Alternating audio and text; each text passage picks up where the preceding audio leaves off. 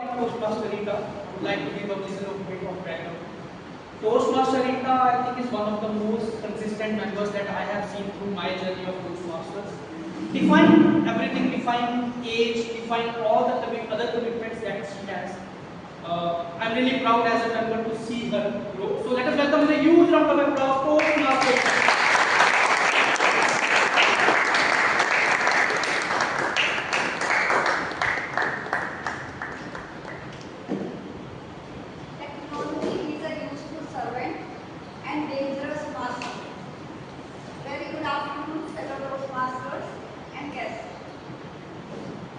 Let me ask you, do you think technology is a boon or a curse? Raise your hand if you feel it's a curse. And if you feel it's a boon. For me, it's definitely a boon in disguise. And today I share with you how technology became my teacher, my guide, and sometimes even almost my husband. In life, I faced many challenges. I was always curious, wanted to search answers. Tell me honestly, how many of you have ever felt the same, curious, but no one around to guide you? Yes, it was happened with me many a times.